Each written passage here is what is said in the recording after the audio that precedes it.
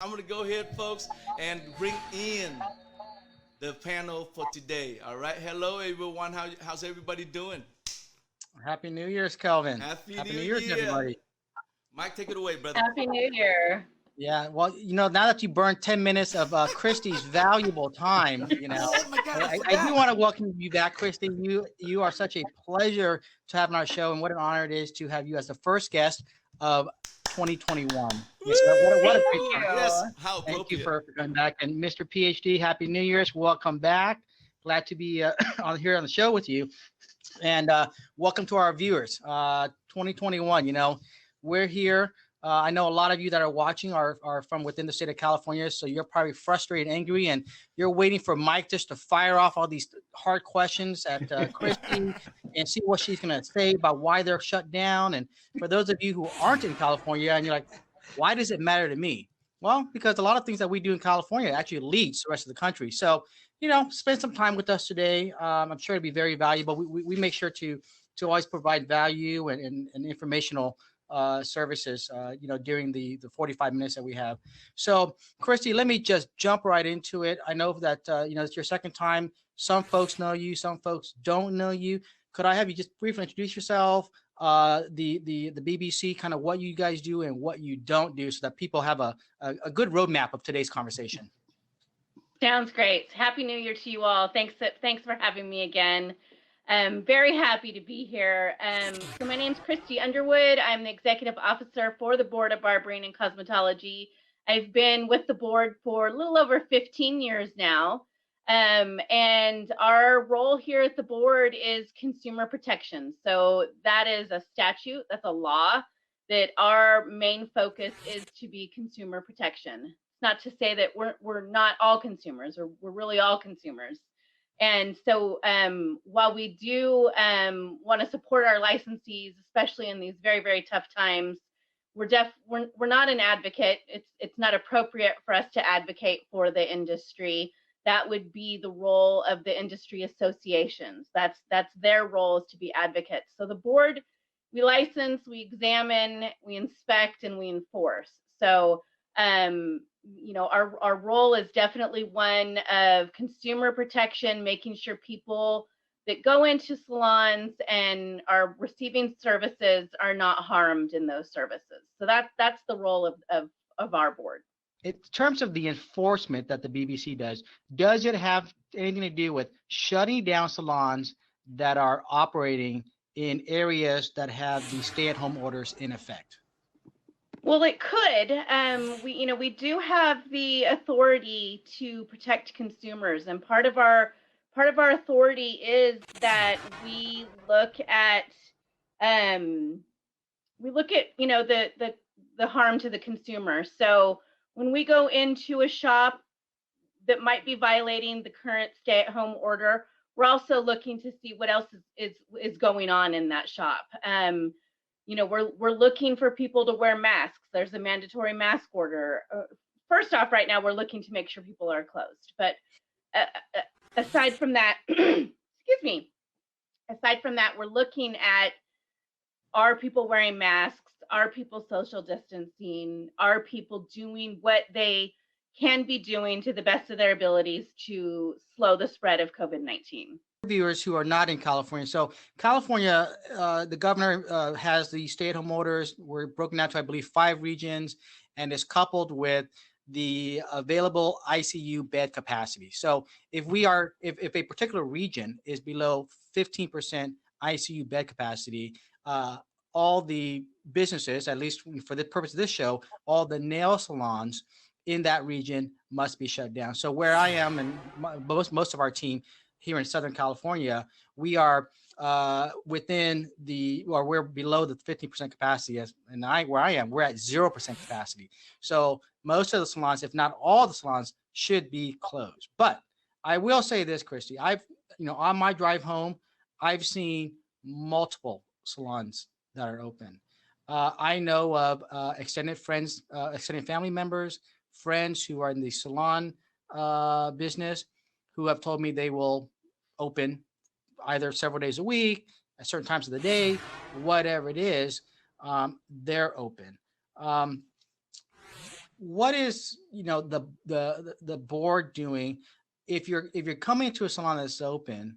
Are you guys calling in for reinforcement to shut down a salon? Because I'm hearing a lot of rumors, hearsay, just false information as to what the board is doing or isn't doing. Could you help us clarify that? So I can tell you our first step is always going to be to have a conversation. We want people to comply. We don't want to have to shut anyone down. We don't want to have to, open an enforcement case and continue to inspect. We want to have a conversation, and we want to see if we can get those people to comply first and foremost. That is what we want. And I have to say, for those of you who are in Southern California, we feel for you.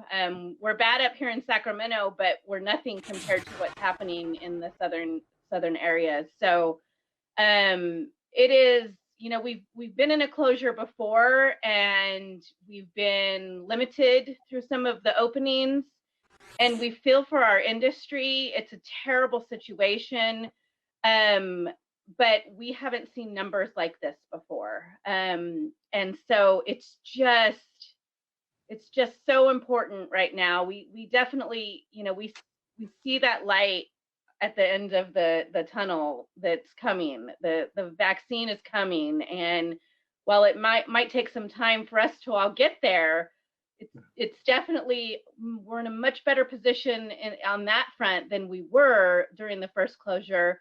But at this point, it is spreading so badly that we are running out of hospital space for people, not just, not COVID related, but if somebody has an emergency need to go to the hospital, they don't know if they're going to have a bed for them. So we're just really asking people right now to follow that order and to stay at home. I can't imagine what it's like to be in the position that some of our licensees are being put in.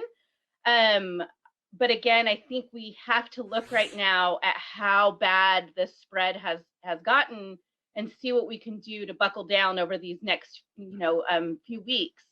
The governor issued a press release today, actually, just to be honest, just about a couple hours ago, on his proposed budget and some relief that we're hoping our salons will qualify for some small business relief and some grants. I know, I think you're all familiar with the Professional Beauty Federation of California.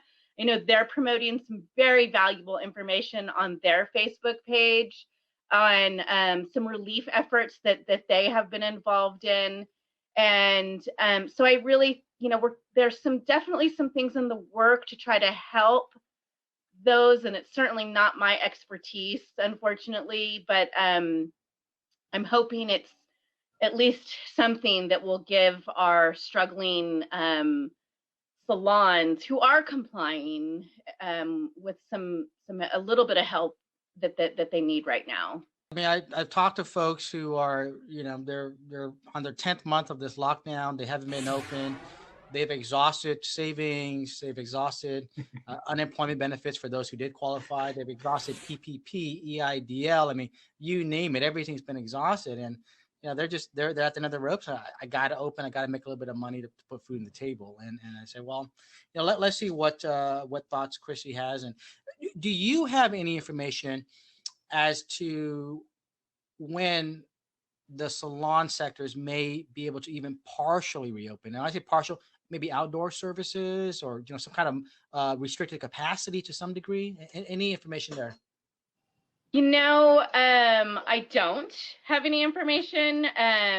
So I personally look at the numbers every day. I tend to follow Los Angeles County closer than I follow my own county, only because it's so shocking to see what's happening in that county. They're by far our hardest hit. I think maybe in the entire country. So unless we get this spread under control right now, I just think that we're not going to see that it's going to be a few weeks before we see that start to come back down. I know that the big concern right now is we just had a holiday, we just had New Year's, we just had Christmas, and what are we going to see spike now in the coming week that we're prepared for that. We're waiting to see what that spike's going to be. And I think when we see that spike, I'm hoping it will then start to level back out.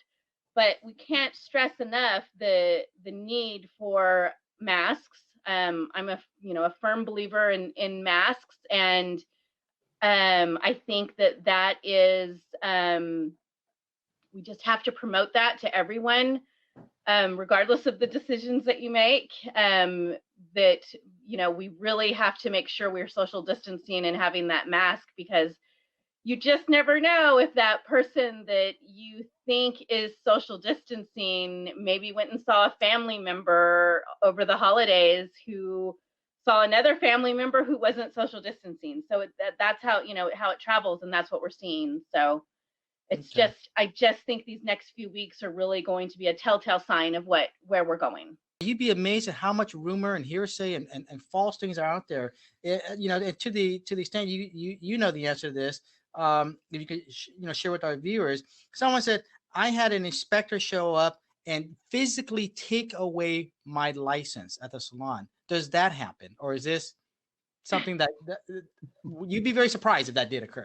The only time that would ever happen is if for some reason we felt that was a fraudulent license. So nothing to do with COVID.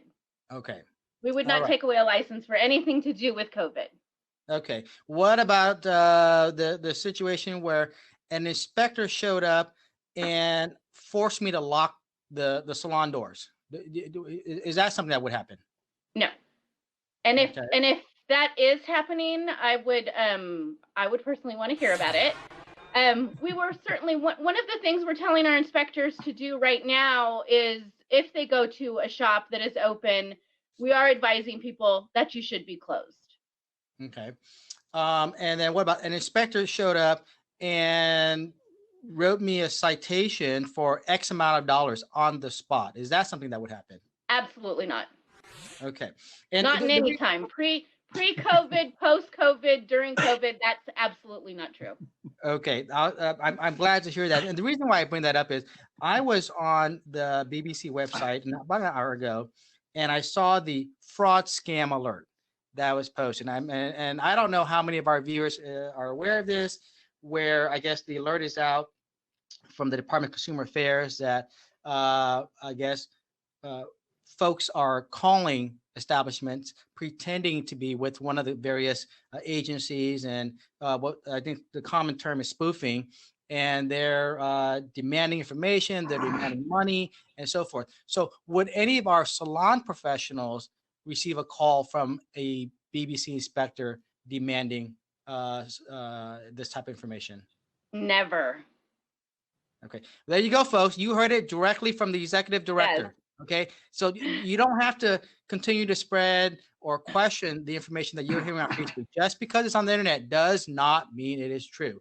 But with that said, Kristy, is there an email or website that our viewers or any viewer can go to and ask you or one of your colleagues, hey, this happened to me. Is this legitimate? And do I have to respond? Is there a hotline, so to speak, that they could reach?